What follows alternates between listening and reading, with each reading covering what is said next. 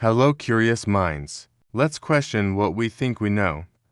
Perhaps you have once seen a scene in a documentary or an old picture of a northern dweller wrapped in thick fur, standing before a strange white house built from stacked blocks of snow. And the immediate question is, how can a human being live inside a house made entirely of ice? Logic tells us that the inside should be as cold as the outside, perhaps even harsher. Yet the reality is completely different.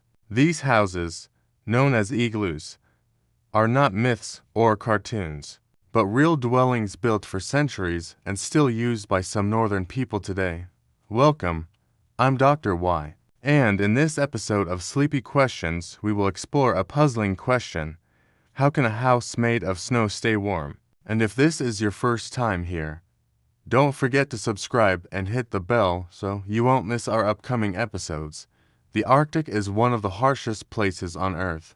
Terrifying snowstorms, temperatures dropping to -50, and winds that nearly rip everything apart. Simply staying alive there is a daily miracle, yet entire peoples have managed to live there for hundreds of generations.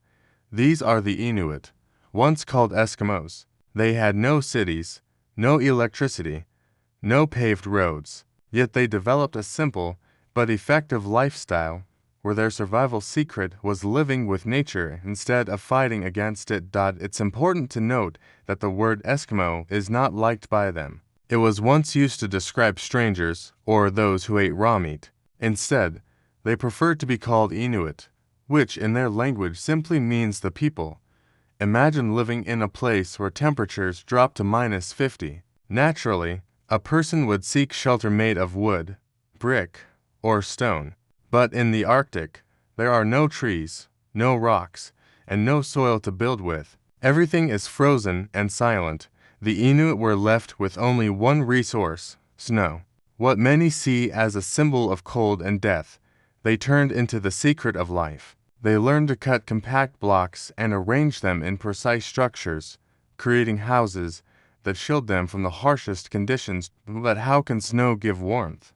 To answer, let's take a lesson from the animal kingdom. Consider the penguin, a bird living in the harshest places yet keeping its body warm thanks to its dense feathers. These feathers trap air, and air is an excellent insulator that prevents heat from escaping. The same principle applies to the igloo. The Inuit don't build their homes from just any snow. They carefully choose snow with plenty of air pockets. The more air inside, the better the walls are at insulating heat. Here is the science. Heat naturally moves from hot areas to cold ones, a process called heat transfer. There are three main ways this happens: conduction, convection, and radiation. Snow, when packed with air bubbles, disrupts conduction because air is a poor conductor of heat. At the same time, the dome structure limits convection currents inside, and since the snow walls reflect much of the body's infrared radiation back inward, very little warmth escapes. The Inuit language is rich with dozens of words to describe snow. Among them is one perfect for building, about 10% ice and 90% air, strong enough to cut into blocks, yet light enough to serve as a wall of insulation. Inside, the igloo functions like a thermal flask. Heat from the occupants' bodies or from a small fire stays trapped, while the walls prevent it from leaking out. Even with just a few people inside, the combined body heat can raise the internal temperature dramatically compared to the brutal cold outside. The interior design is smarter than it looks. The entrance is low, trapping cold air at the bottom. The middle level is for cooking and daily tasks, while the upper level is for sleeping, where the warm air gathers around the bodies. In a way, the igloo uses the natural physics of rising warm air and sinking cold air to its advantage. Although outside temperatures may reach -50, the inside of an igloo can rise to 10 or even 15 degrees Celsius. This may not sound hot, but compared to the outside, it is the difference between life and death. An experienced Inuit can build a small igloo in just 3 hours, while a larger one for a whole family might take 2 days. And surprisingly, even with modern architecture, no design has surpassed the igloo in simplicity and efficiency.